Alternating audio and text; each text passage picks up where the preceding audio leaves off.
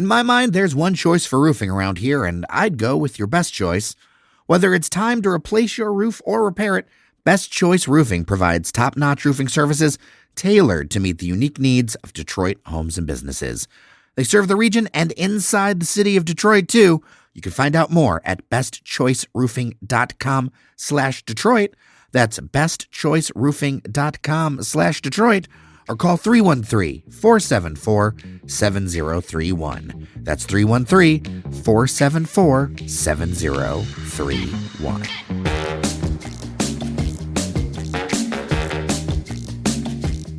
Hello, friends, and welcome to your Daily Detroit. It is Thursday, May 22nd, 2025. I am Jer Stays, coming to you from our studio at beautiful Tech Town in the Paris of the Midwest, the city of Detroit. Joining me at the table is none other than the illustrious, intelligent, excellent Devon O'Reilly. How are you? I'm doing good, Jer. Good to be here. We've got a lot to talk about. Yeah, we do. It's funny how things kind of pile up, little stories. We always try and pick through, right? We're trying to pick through the different stories and figure out what we think our listeners are going to be interested in. Because it's not always the top line that you see on, ABC News or the Free Press or anything. I think we're going to do a little where we've been. We're going to do a little bit. We got to talk about some top news around unemployment and some job shifts. We've got to get some real talk on that. And then there is a building in downtown Detroit that I think we want to put a spotlight on that needs a transition, if you will, a transformation, in our opinion. I think it's one of those, we got to talk about this building. Yes, and we will reveal it in just a little bit. But first, where we have been. Yeah, so it is not an unfamiliar place to me, Rocco's Italian Deli, in the Cass corridor there. To be clear, not run by Elmo's arch nemesis, Rocco. No. This is run by a great team. Some guys actually with some Dearborn ties, the Guido family, Merkva family. So good Dearborn ties. Not why it's one of my favorites, but it is, to me, the best deli, the city of Detroit. I'll say that much. So I go there relatively often. I love the fact that it's also full bar, coffee. It's kind of a little bit of everything. We love those type of places. But I was blown away by one of their new sandwiches. Normally, I'm an Il Rocco guy. You can look up what that is. A little bit of kind of different types of mortadella, sopressata, fontina. Am I dating myself when you say Il Rocco? I think of Ill Communication by the Beastie Boys. You are dating yourself. Okay, fair. Just to let you know. Yes. They had a special sandwich, the Club Sandwich Special. So it's like their version of a club sandwich. Honey smoked turkey, crispy speck, which is like bacon, basically. Sun-dried tomato pesto, mayo, iceberg lettuce, tomato. I don't know how it all just came together or the way they layered the sandwich. This thing was amazing. I'm a pretty big sandwich aficionado, not quite like, Carlos Parisi level, but I like a good sandwich. And this was just amazing. I told them, I saw one of the owners and I said, make sure you keep this on the menu because I will be back for the sandwich. So go check out Rocco's Club Sandwich Special. It's really, really good. I think we have some Daily Detroit listeners that come by and say we need this club special. They're going to keep it around, right? Because the power of Daily Detroit is strong, even if you are not quite the sandwich aficionado that Carlos Parisi is. By the way, congratulations to him. He just got married. Yes, congrats, Carlos, if you're listening. Friend of the show and former guest. And yep, former guest. I went to grade school with Carlos at St. Alphonsus. Shout out St. Alphonsus High School, or St. Alphonsus grade school, actually, is what it was. Oh, really? Yeah. This is a small world. People may or may not know you went to high school the same place that my dad went to high school. Your graduation photos are near the same place. Yeah, Henry Ford Academy is where I went to high school. So shout out the Navigators. But it's the Navigators. It's the Navigators. We're Navigators. Although we used to kind of joke and our mascot is like a Lincoln Navigator because No, I was hoping there was like a gator in a Navigator. You know what? That's the kind of creativity we needed when we were thinking up a logo because I don't think they were going there. Well, I'm really glad that we're highlighting a favorite because I think going forward, I've gotten a lot of feedback from folks. We're going to really try to not just highlight the new stuff, but new things at old favorites as well. Because I think it's important that we support our businesses that really provide good stuff. But one of the things I've learned in the last few weeks is that that lens of whatever the new hotness is on social media, it comes and it goes. But there's so much good stuff in Detroit that I think people forget about if it falls out of the algorithm. So we're here to improve your algorithm. Right. And we talk about stuff so much. It's like sometimes we forget, I've talked about Rocco's several times over the past few years, but we probably have new listeners or people who didn't listen to those episodes. So maybe this is the first time they're hearing me talk about Rocco's on Daily Detroit. I guarantee that we have thousands of new listeners since the last time that we talked about Rocco's. This place I have saved to tell you about. I have saved now for more than a week to talk about on the air. I will forgive you. Well, the reason being is that I felt like you were the only co-host that I felt I could truly open up about my true feelings about the new Aperol Spritz bar at San Morello, because I feel like you and I are simpatico around Spritz. I've actually seen this because, again, how much I traverse Woodward. I've seen kind of them setting up. I haven't seen the Spritz bar in full bloom, let's say, but it looks really cool. It's right up my alley. It kind of lends itself to weekend, day drinking, evening drinking, outdoor patio, soaking in the scenes of the city. Am I right? I was sitting there going, this is one of the best city views in the country. And I've had quite a few city views and quite a few patios that I have been on across this nation. It is one of the best, this view, because you've got all the new retail, you've got the beautiful Detroit buildings, you've got the new Hudsons right there. The views around this place, to have one Aperol Spritz, which I highly recommend for folks. I think it is a great beverage to enjoy and real light, I think. They've got that. They've got a tricolor, which kind of looks like an Italian flag. They've got a few other options that you can have there, but I really think that the vibes around it are great. And sure, is it like a heavily branded thing that there are Spritz bars in other places? Yes, there is, no doubt. But stopping in for one and enjoying the views and just soaking in the downtown city in like a super chill way was honestly already like one of my top experiences of 2025 in the city. Nice. And let's give some love to the Aperol Spritz, because it's something that's been very popular in Europe for quite a long time. They drink them a lot there.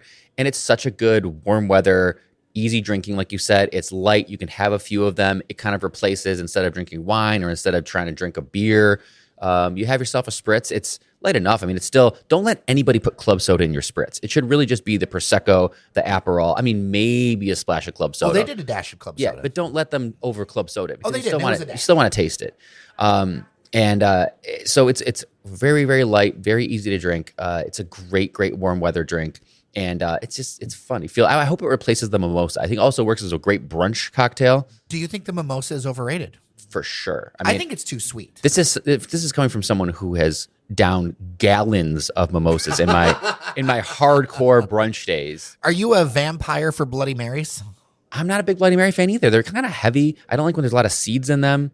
It like leaves me feeling like heavy in my stomach. I want something like this. The Aperol Spritz is something light, goes down easy with your brunch or your evening drinking. I'm actually even going to throw out the idea. I'm more of a Campari person. Oh, I love Campari. I know not everybody does. It's bitter. It's a little stronger. It's more bitter. It's a red color. But you can basically do anything that you do with Aperol with Campari and make it a little more kind of bitter and flavorful. Yeah. Well, check out the Spritz Bar. It is open through September. It's a seasonal thing. It'll be open until Negroni week, I am told. Oh, perfect. What a great transition. I was just talking about Campari. Negroni is a fantastic cocktail with gin and Campari and vermouth. Have yourself one of those in the evening. You don't have to wait for Campari week. or Devon will be right there in September, like open. No, I'll be sipping some Negronis in preparation.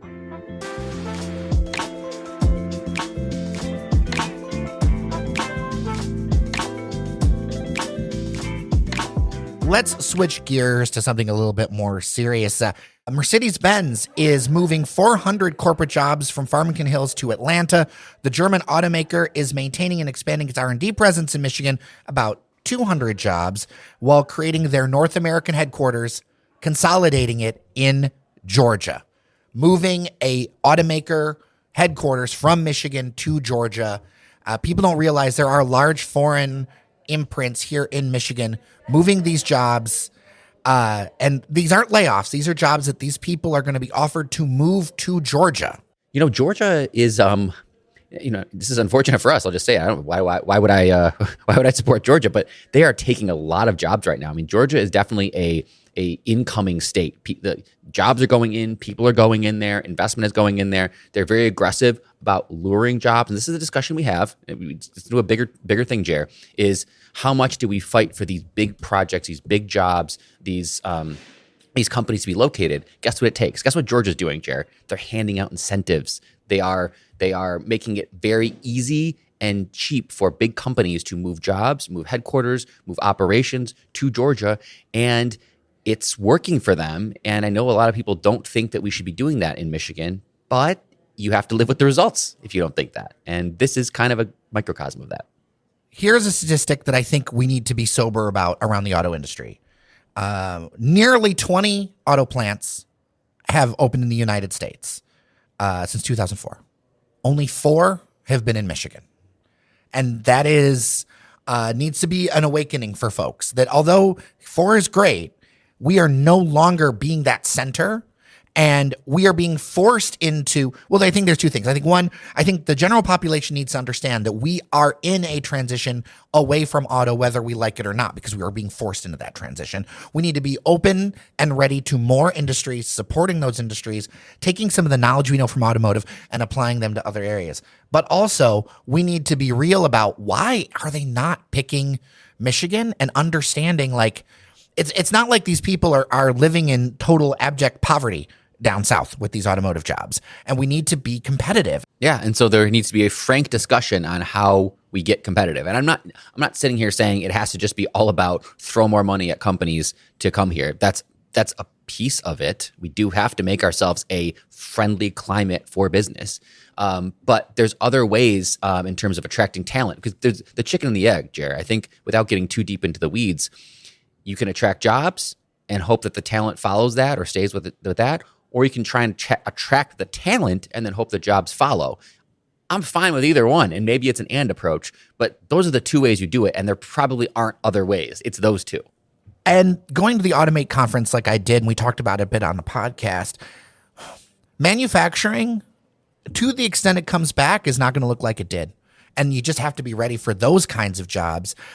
I saw machines that literally, you don't need you need one warehouse person because it literally does all the work and faster and more efficient. Like there's just this shift that I don't know what it is. When I talk to some listeners, when I talk to the public, it's like there's this resistance where it's like, well, I'm against EVs, I'm against this, I'm against that. The world is going to keep moving, and I know that I am in the minority of feeling this way, but I feel like I'm screaming against a wall. I mean, the blue collar jobs are just evaporating. It's as simple as that. But the good news is that blue collar jobs are becoming white collar jobs. And I guess people have to be okay with that. The jobs are changing. Like you said, Jerry, it's not the blue collar shop floor type of worker, but that's okay because there's a lot of opportunities to upskill and to gain new skills and to transition into a white collar and probably better paying job. So I just want people to keep an open mind about that and, understand that we can say that blue collar jobs are decreasing rapidly, but it's not all bad news that that's happening because it could mean better paying, higher quality jobs that are being created if we can do it right. And I think we need to take a serious look at the service sector and how we support it, because more and more of those jobs are service jobs and making sure that they're taken care of, right? I mean, if you're, in my mind, and I know lots of people disagree, but in my mind, if you're working 40 hours a week, there should be you should be able to support yourself. You shouldn't have to be on government assistance when you're working hard. Right. In my mind. Yes, and a 40-hour week job shouldn't mean that you also have to work a second job just because that 40-hour week job doesn't pay a living wage.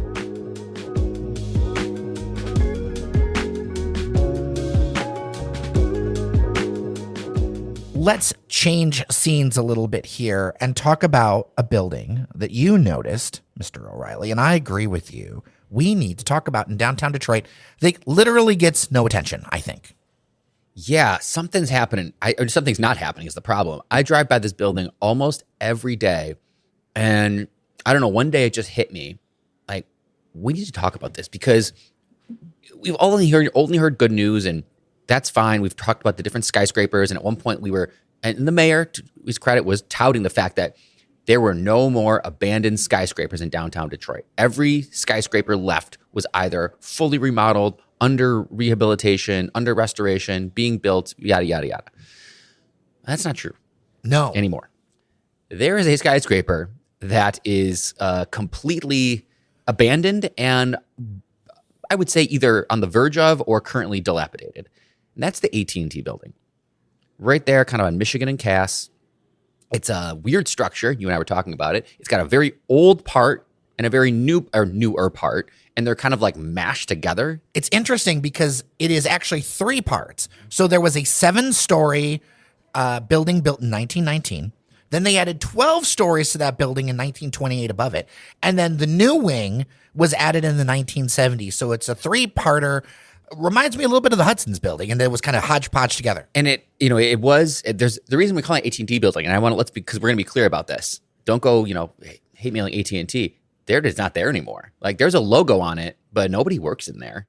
It got bought by a group called Rain Capital, which as part of a national leaseback deal, because AT&T is getting out of the copper business, and a lot of these buildings and offices just aren't needed anymore. So a New York firm called Rain Capital owns it. I mean, from a PR perspective, if I was AT&T, I'd get my logo off that building ASAP. It's just because you're going to call it the AT&T building, and you're saying it's dilapidated, which is true, but it's not actually owned by AT&T anymore. But no one works there. It's an empty building. And sometimes, I don't know if people realize that. It's just an empty building. There's the bus stop right there. There's the Rosa Parks Transit Center. So there's people who are milling about outside, maybe giving the illusion of activity. Michigan and Cass, right? Yeah. Nothing's going on in there. So I just first of all, I don't think people realize that building is completely empty. If you pass by it, you might just think, oh, it's in headquarters. Maybe it's the weekend and no one's working. Or it's just got a lot of equipment in it or something. Yeah, let me tell you, I go by it all the time. Nobody is friggin' in there. Nobody works in there. It's like a ghost building. And that's a little scary because what are you going to do with that? That's a big building. And in situations like that, it's already a complicated structure. When we talk about, reuse, it ain't going to be office buildings again because that's, we're not doing that anymore. Hotel, I don't know. That seems like a really weird floor plate. I don't know. Maybe it could be though. It could be. Or housing. I mean, that's all we're doing right now. It's hotel or housing is really all we can muster with our current resources. So maybe it's possible. That's a weird area because you have the federal building right across the street, which is like that brutalist kind of. And that might be coming up on the market soon. Yeah. So because of various cuts. Exactly. And then you have the Rosa Parks Transit Center there, which just gets a lot of people. But to be frank, there are a lot of police issues frequently at the Rosa Parks Transit Center. It just is what it is. Well, I think maybe one of the reasons why there would be less, though, if there was more activity. Exactly. So you've got the beautiful rehab of the Book Tower right next to it. And that, that's right there. You've got the Times Square People Mover station. This could be an amazing urban center. Imagine a new world where the federal building is housing, where this AT&T building is housing. If you redid the crumbling Leland, you have an opportunity here to make a residential row that could be transformative if someone's got the vision to do it. That could be the most amazing thing. Imagine living there and just walking up the corner to Beacon Park. Mm-hmm. Imagine hopping on the People Mover to the other side of downtown. Imagine some sort of if you're needing to use the bus transit or something to get somewhere. This could be the most amazing block in downtown Detroit. And right now it's a dead spot. It's just totally. a total dead zone. And that's really unfortunate. And when we talk about kind of the comeback to the city and whatever you want to say, the revitalization, downtown's not done. And we've said this before. Downtown is not done. There is still so much alone in downtown Detroit that still needs investment, rehabilitation. I didn't check all the numbers, but a listener to the show says that we need about 45,000 decent housing units in the city of Detroit in order to kind of handle the needs, bring prices more in line, create housing opportunities. And he posed it as the equivalency of 8 Rensen towers. Wow. Is what we could use. And to me, however you want to, I don't want to get into the Rensen today, but however you want to do it, this could be an opportunity with somebody with a forward vision. And I want to see if we're going to be doing incentives, I want to see them go to housing at whatever level it is to add, to relieve pressure on the market, to make this stuff go. There's just so much possibility here. You see it, it's man, you could just walk down to the Starbucks or Capitol Park. I want to see big vision. We have a mayoral debate that I'm actually going to be a co-moderator on coming up in June. I want to see big visions. I want to see big swings. I hope so. And the other thing that we have here is access to transit. It's right on Cass. I mean, this would be one of the easiest places to live and pick up a bus and be able to take transportation. Yeah. So I want to hear your thoughts on it, what areas you would like to see. And yes, of course, places across the city need different pieces of attention. But this one is so big, sitting right there, that this could be such a win. And we could put hundreds of new housing units in just with the vision and if there's the capital. And, it's owned by a place that's literally called Brain Capital. You would hope that leads to something. But yes, I remain optimistic. But I think it was important that we kind of called that out just to kind of make the point that there's still a lot to be done. And yeah, there's still places in Detroit, especially even downtown, that are opportunities for continued growth. Well, with that, we are done for today and the week. Thank you behind the scenes to the people who help make this thing happen. Producer Cheyenne Nocerini, Luciano Marcone, engineer Randy Walker. Thanks to the Prince of Brightmoor, Norris Howard, Fletcher Sharp. Really appreciate you. Next week, we're going to be on Mackinac Island. We are. I can already hear the clip-clop of the horses. I know. I'm sure you'll incorporate some clip-clopping into our conversation. I won't even need to edit it in. It'll just be right there. I'm looking forward to it, Jer. We're gonna have some fun conversations up at Mackinac. It'll be a great time. Look forward to seeing you next week. For sure. And if you've got feedback, dailydetroit@gmail.com, what you want us to talk about, what you want us to ask us about. And if you are a member on Patreon, patreon.com/dailydetroit, we are planning a special off the record, off the rails podcast recorded on the way up to the island between me and producer Cheyenne. Because we have 4 hours to kill. That is interesting. Okay. And you're going to get a lot of lore, a lot of history. There also might be some bare naked ladies jokes because, we grew up as our favorite band. Oh, really? Yeah, our favorite band. My first concert, Bare Naked Ladies. All right, we'll have to dig into that in another episode. If I Had $1 Million just doesn't get you as far anymore. I think it need to be like If You Had $10 million. Yeah, I don't. Yeah, that song doesn't. You need to redo that with like 10 million. Well, with that, I'm Jer Stays. I'm Devon O'Reilly. Thank you so much for listening. Remember that you are somebody, and we'll talk next week.